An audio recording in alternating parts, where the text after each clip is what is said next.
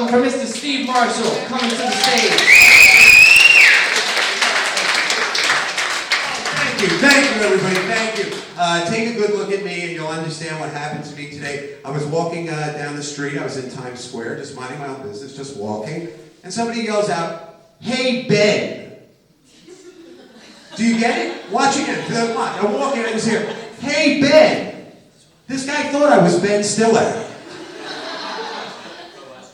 So I didn't know what to do, so I turned around and I said, "Hi, how are you?" Then he didn't stop, he goes, "Ben, I love all your movies."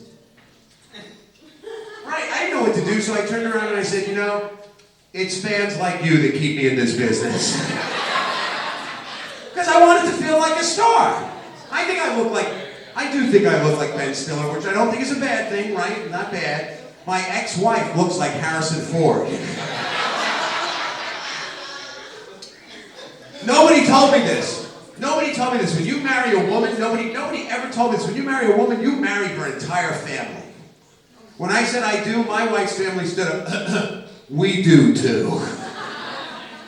My wife and her whole family with it. You ever have neat freaks? I'm a slob. But why is it that sloppy people are always attracted to clean people? It's like, oh, what, right? Right, you understand, man. He's probably a slob and you're neat. Our wedding vows should have been, "Moth, do you take flame?"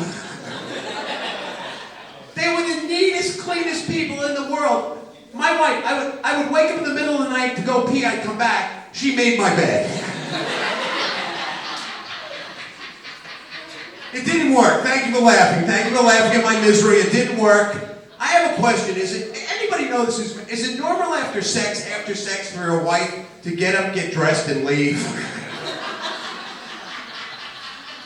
Because thank you, I didn't know anything about relationships. I thought that sex was the most important thing in a relationship. I was an idiot. I learned something. Listen up, guys, about women. The most important thing to a woman in a relationship is not sex. Yes, sex is very important. But the most important thing to a woman in a relationship is to make her laugh. Because when a woman laughs, it's one moment of the day we know they're not angry at us. How many guys know this? Women, when they're angry, they clean. Right? You come home, you have a clean house, you have one angry bitch on your hands.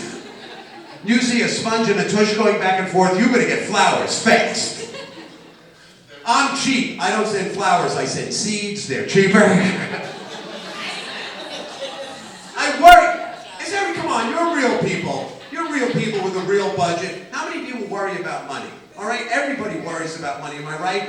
It started with my parents, all right? My parents are very, very cheap. My parents used to withhold taxes from my allowance. Other kids would ask me, "Steve, how much money are you getting for allowance?" I was like, "I don't know, take home or gross." Who takes FICA from a little kid? I found the loophole. I moved in with a rich family. I got paid off the books. It was beautiful. Am I better off? I think I am better off because I think if you grew up without money, you know what I mean? I think you respect things more. Like, I know this, like, I guess we were poor. I mean, my mother would say, at the end of a meal, my mother would save 8 peas in a margarine container. And then tell us there were people starving in India who eat that. Many years later, I was an adult. I went to an Indian restaurant. They said, "What do you want?" I said, "I'll have 8 peas in a margarine container." I remember growing up, we didn't have central air conditioning. Maybe we were poor, but my mother and father had an air conditioning unit in their bedroom. My sister and I lived in an Indian sweat tent. We came out in the morning 90 pounds lighter, bathed in sweat. We were doing a scene from Helen Keller, The Miracle Worker. Water. Water. Water.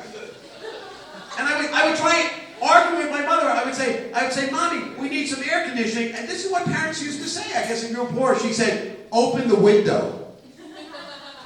Yeah, you'll get a nice breeze." A nice breeze. Here's $2 for my allowance. Turn this place into a meat locker. My mother was tough. The old mothers were kind of tough. Do you know what I mean? I stole a chocolate bar from Waldbaum's, a supermarket, when I was 8 years old. I didn't really steal it. I was 8 and my mother was cheap. I knew she wouldn't buy it for me and I wanted a chocolate. It was a big chocolate bar. And I hid it in my underwear drawer. Well, I was a kid. I didn't have a safe deposit box. Like an idiot, I hid it in my underwear drawer. My mother cleans my underwear. What is she? She goes to clean my underwear. She sees the chocolate bar. She's furious. She corners me in the hallway of my apartment house. She goes, Steven, did you steal this? She said, Steven, did you steal this? She said, Steven, if you tell me the truth, I will never punish you. Did you steal this? And I said, yes, Mommy, I did. And she beat the crap out of me. She did lie. And in those days, they would hit you. My mother knew how to hit you. She would work the body. Yeah, and then when your hands came down, knock you out in the face. I was always getting picked on. I was that kid. I was never voted most popular, you can tell. Okay? I was the type of kid who, I had buck teeth. Does everybody know what I'm talking about? By buck teeth, I mean really bad buck teeth. I would eat a sandwich. I'd finish the outside first. You would just see the crust from the bread moving towards my face. And the part near my face never disappeared. And when I ate, crumbs would fall everywhere because my uppers were out to here and my lowers were back here. Does everybody get that? So these were chopping, but these were dropping. And my mother would clean up after me by hand. She didn't have a dustbuster. And I hear her curse me out underneath her breath. Buck-toothed bastard kid. Why did you build a dam with those beaver teeth? Phil, this is not a child, this is a hamster. Get a water bottle and some wood chips. We have a rodent problem on our hand. And she would say it so I could hear it. That hurt my feelings. I had to wear a night brace. You know, what do they call it today? I know what they call it. They call it headgear. It's headgear. Right? I had a harness strapped to the back of my head and a wire rim shoved into my mouth at maximum strength. And my parents would throw cocktail parties and let the guests use me as a cheese slicer. You're laughing. God bless you for laughing. You see, moms can be evil.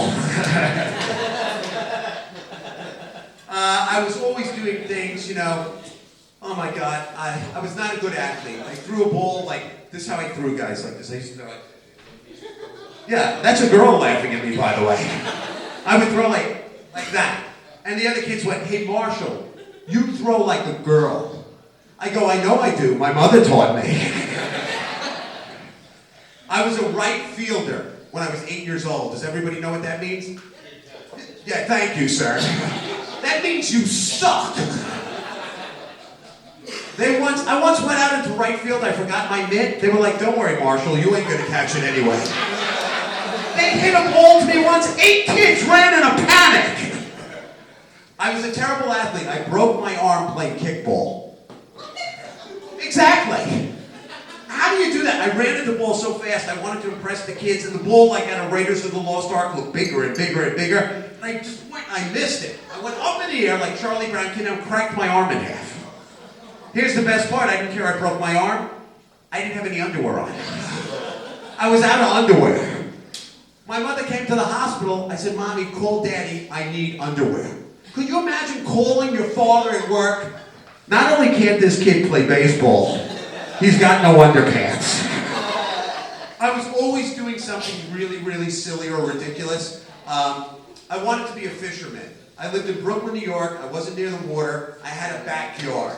All right, does anybody go fly fishing? Does anybody know what fly fishing is? Okay, do you know what it is? Yeah, you know what fly fishing is, right? So you take the pole and the lure, and there's a little lure at the end of it at the line, and you throw it out.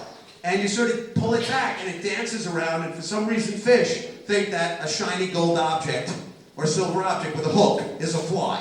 I don't know why. So the first time I take it, I throw the line out, I pull it. It comes right back.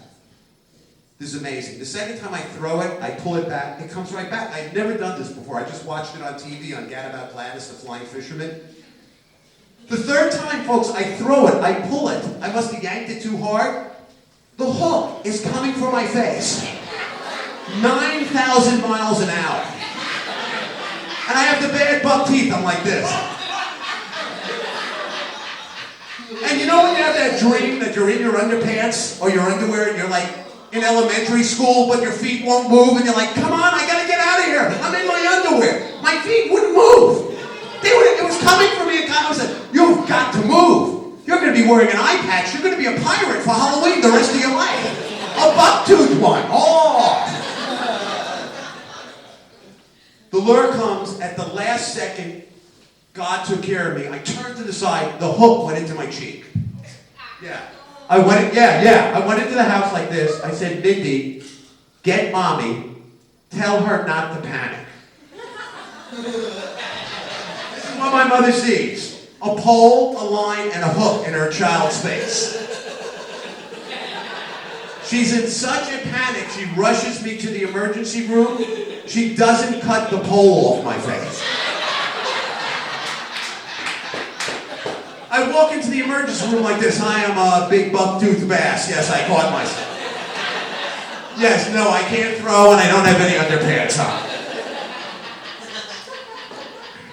Thank you for laughing. Thank you for laughing, because I think that's what humor is about. It's telling embarrassing stories. We have nothing to, does everybody get we have nothing to be embarrassed about? All people do this. How many people have done this? You ever slip on the ice?